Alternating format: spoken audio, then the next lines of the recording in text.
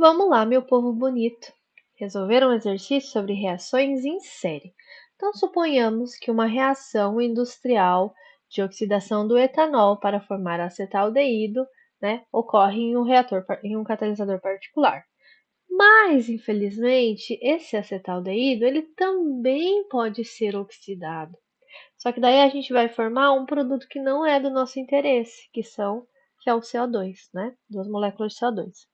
Então, eu tenho aqui uma reação em série, ou seja, o etanol, que é para formar o acetaldeído, mas a reação não para e ela forma CO2. Então, uma reação de A mais B dando C. Foram fornecidas aqui as condições iniciais. As reações são realizadas em um reator batelado. Então, o que acontece? A reação ela é aquecida. Então, quando ela é aquecida, a reação começa. Durante o aquecimento, no qual a reação está acontecendo, a temperatura não muda, ela permanece constante, então é uma reação isotérmica, e a parada da reação vai ser quando essa reação ela é resfriada rapidamente, então eu cesso a reação.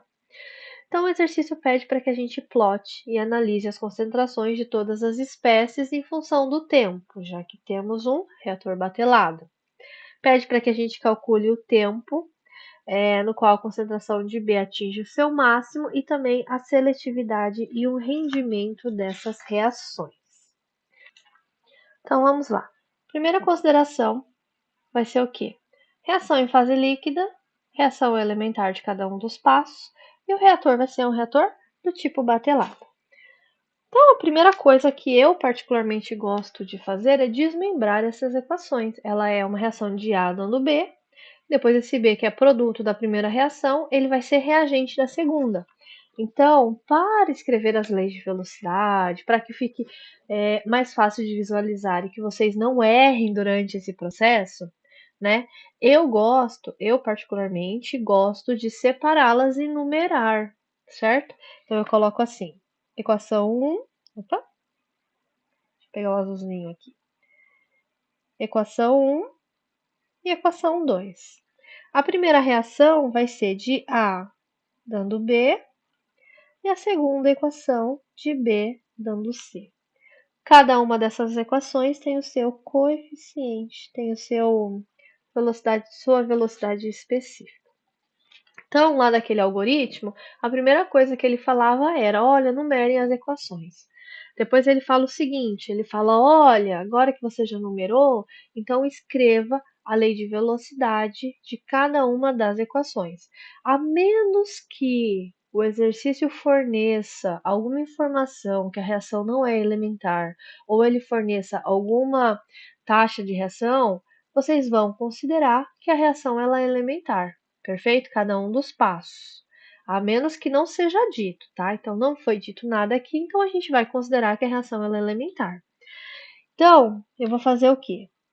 O R da reação 1, considerando o reagente limitante. Então, 1A vai ser igual a quem? K1 vezes o C de A elevado a 1.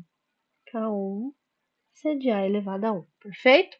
1 relativo à primeira reação, A relativo a quem? Ao reagente limitante A.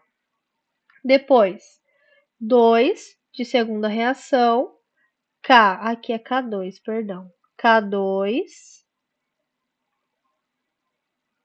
C de B, porque aqui é o B que é o reagente, certo? Então, é B aqui, B aqui, B aqui, perfeito? Então, eu escrevi a lei de velocidade para as duas reações, perfeito? Considerando os seus reagentes. Primeira coisa que a gente vai fazer, então, nós vamos fazer para o componente A. Para o componente A. O que a gente vai fazer, então? Nós vamos iniciar com a lei de velocidade do reator, do tipo batelada, fazer todas as considerações e encontrar a sua equação de projeto. Depois disso, nós vamos encontrar a lei de velocidade para o reagente A. Inserir essa lei de velocidade dentro da equação de projeto do reator batelada, fazer as integrações e encontrar como a concentração de A varia com o tempo do reator, que é exatamente isso que o exercício pediu para que a gente fizesse, perfeito? Então, primeira coisa, balanço molar do reator, né? Todas as considerações, bonitinho, assim como a gente sempre fez. Todas as considerações, o reator batelada, e a gente vai considerar também que o volume é constante. Então, D de C de A dt vai ser igual ao RA, perfeito? Show de bola. Agora, como que eu encontro o RA? Vamos lá. O RA, ele vai ser quem?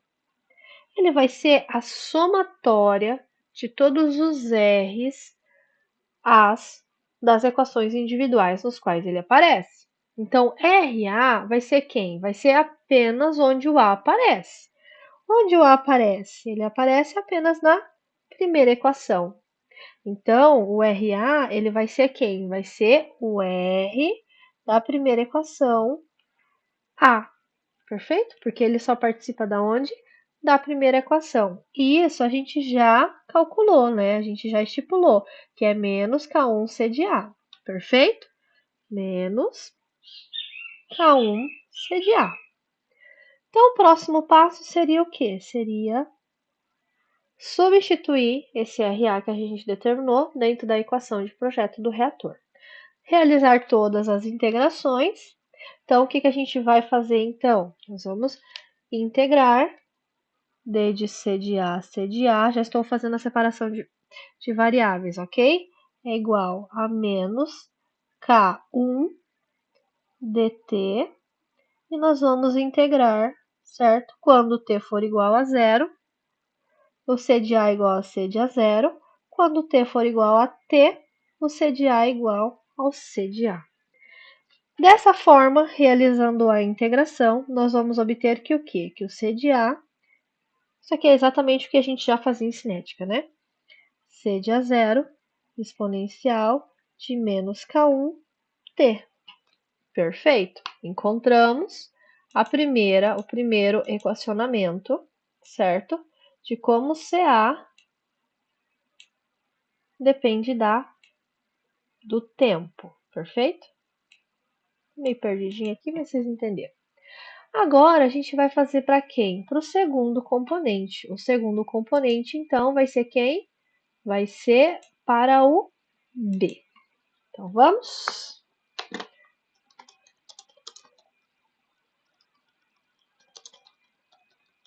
Para o componente B.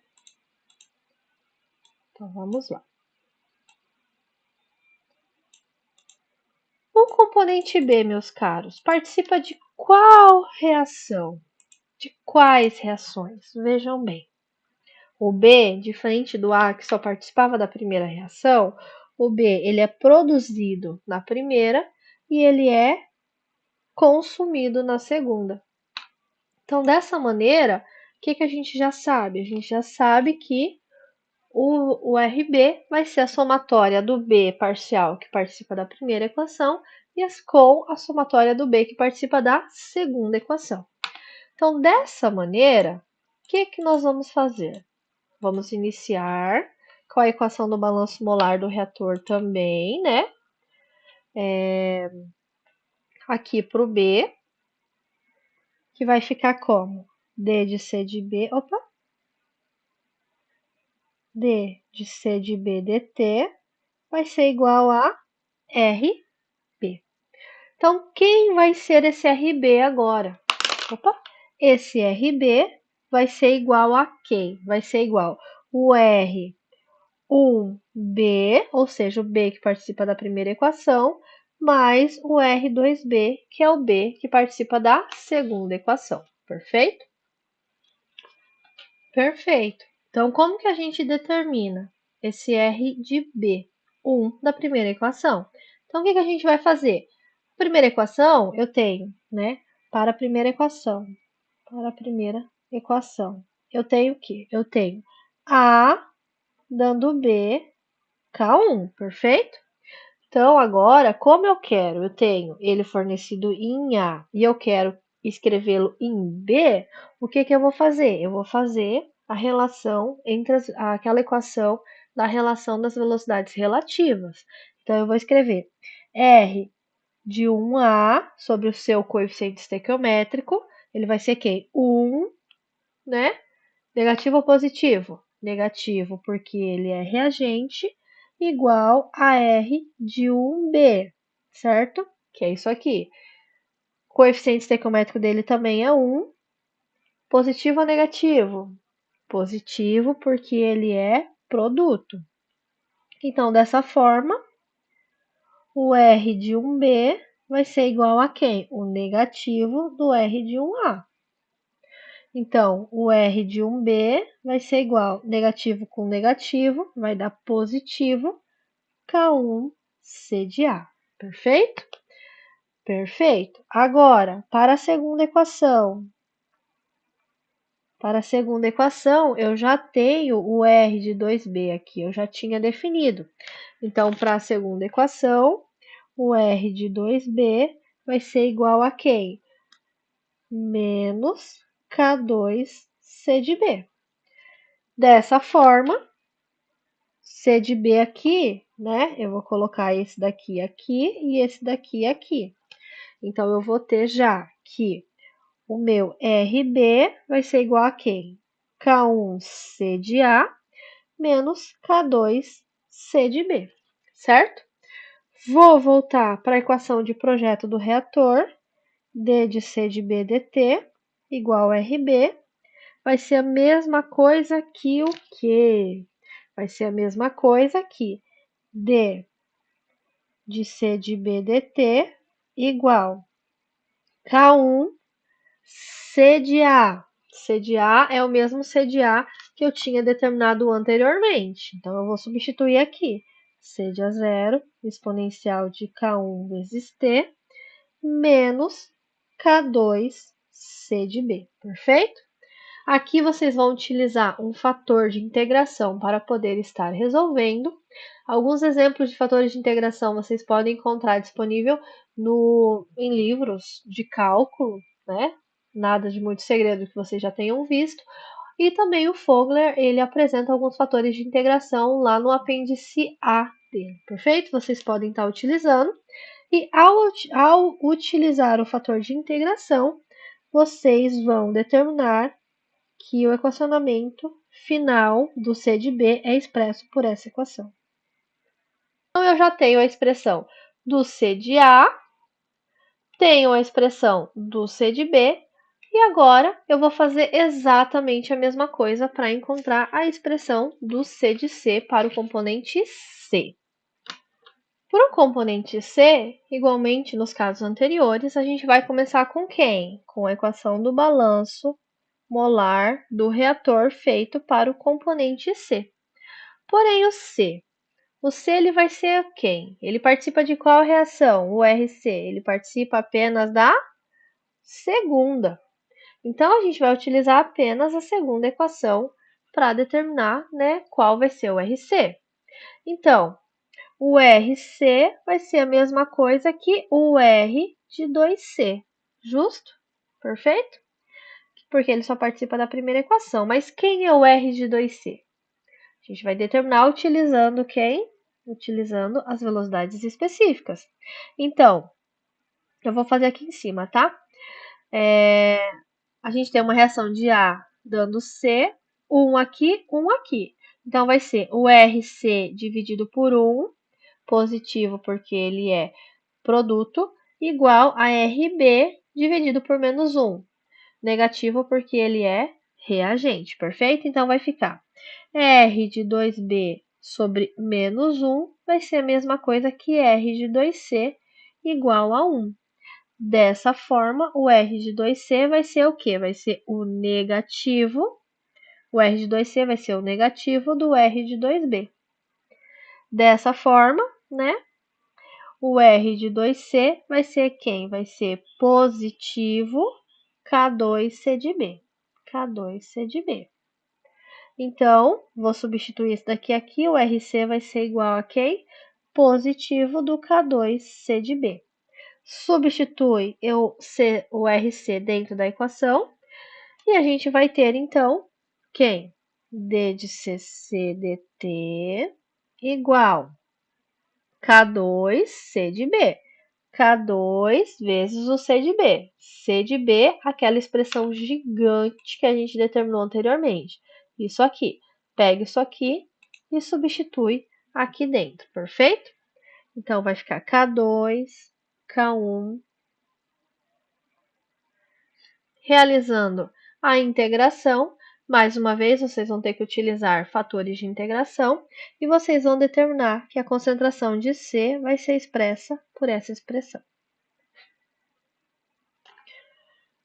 Mas vejam bem, apesar da gente ter encontrado, né, só para que a gente pudesse treinar, escrever os R's novamente, substituir dentro da equação do balanço, mas a gente sabe que, né, só para simplificar, concentração de C vai ser a mesma coisa do que o que entrou no início de A menos o que saiu de A menos o que saiu de B. Um balanço simples, a gente consegue determinar concentração de C. Então, a gente fez tudo isso aqui só para a gente dar uma treinada, perfeito?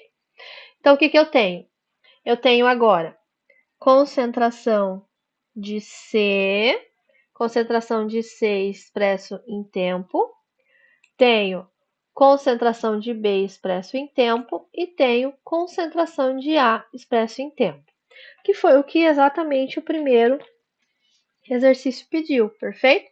Primeiro, a letra A do primeiro exercício pediu. Então, o que a gente tem? A gente tem como agora poder graficar C de A, C de B e C de C, perfeito? Essa é uma das maneiras de se resolver. Então, uma dependente da outra, perfeito? Vocês podem fazer no Excel, tudo bem. Mas aqui eu fiz no Python só para que vocês pudessem ver. Então, eu montei aqui um programinha bem simplesinho. A primeira coisa, nós vamos importar as nossas bibliotecas, né, usuais, NumPy como NP, Matplotlib e PyPlot como PLT. Então, a primeira coisa que eu fiz foi inserir as constantes que o exercício forneceu, que foi C de A0, K1 e K2, e utilizei, né, o nosso np.linspace para que a gente pudesse fazer como o eixo x vai variar, né, fazer uma vetorização ali. Então, meu eixo x, eu vou dizer, eu quero que ele vá de 0 até 20, com 100 intervalos entre eles, perfeito? O nosso vetorzinho. Então, esse t aqui, ele vai ser substituído dentro das equações que antes, né, a gente pegou, colocou na equação do balanço do reator, fez a integração e encontramos equações algébricas. Então, dessa maneira, nesse exercício, a gente não tem um conjunto de EDOs, a gente tem algumas equações algébricas, né? Então, meu povo, o t vai ser substituído aqui dentro, né? Então, ele vai t igual a zero, né? Daí substitui o t igual a zero no C de A, no C de B, e substitui C de A e C de B na equação 3. Depois, o t igual a 0,5, daí o t aqui igual a 0,5, acha o C de A, t igual a 0,5, acha C de B e assim por diante. Ele vai, né, montando e vai resolvendo para cada um deles com 100 intervalos. Depois disso, a gente vai fazer a nossa plotagem usual. Então, no mesmo gráfico, eu pedi para que ele plotasse C de A, C de B, C de C, no eixo X em tempo e no eixo Y em concentração. Então, vocês podem ver o que nesse gráfico? Que a concentração de A diminui ao longo do tempo, a concentração de B ele aumenta, mas ele tem um máximo. A partir disso, ele começa o quê? Ele começa a decair. Por quê? Porque a quantidade de CO2 é formada. Então, a gente tem que parar a reação aonde? Aqui, no ponto de máximo. Perfeito? Então, vamos lá. B. Então, muito semelhante ao que a gente já havia feito anteriormente. O que a gente vai fazer? Nós vamos pegar d de C de B dt e vamos fazer a derivada primeira igualar a zero, perfeito? Então, quando a gente fizer isso, nós vamos obter o t máximo, ou seja, o máximo de tempo que o meu sistema tem que ir até que ele comece o B se transformar no C. Então, a gente vai encontrar aquele ponto de máximo, perfeito? Que vai ser isso aqui, K1 vezes C de A0. Então, essa aqui em cima é a expressão de quando a gente faz a derivada primeira igual a zero e resolve e isola o t. Então, esse t aqui vai virar o t máximo. Então, nós vamos encontrar essa equação. Essa equação, em termos das velocidades específicas da reação, que vão fornecer o meu t máximo do meu sistema. O exercício forneceu o K1 e K2, sendo o valor de K2 igual a 0,2 e o K1 0,5. Nós vamos encontrar que o t máximo vai ser de 3,5 horas. Coerente com o que a gente viu aqui? Coerente, né? Ó, 3, alguma coisa. Aqui é horas, não é segundo, é horas. Então, ele vai encontrar quem? Tempo máximo, 3,05 horas. Agora, né, na letra C, ele pede a seletividade e o rendimento. Então, vamos lá. A seletividade de B com relação a C pode ser C de B por C de C. E o rendimento, né, vai ser C de B por C de A0 menos o C de A. Como vocês vão encontrar quem é C de A, C de B, C de C? Vocês não encontraram o tempo máximo de 3,05. Então, esse tempo máximo vocês vão substituir aqui. Tempo, acha o C de C, e o C de C vai ser 0,49 mols. Vão substituir 3,05 aqui, juntamente com os Ks, e vocês vão encontrar o C de B. Deixa eu só conferir um negócio aqui. Aqui é C de A0. Vão encontrar o C de B e vocês também vão substituir aqui o T por T máximo e encontrar o C de A. Então, vocês tendo os valores do C de A, C de B e C de C, vocês vão determinar os rendimentos.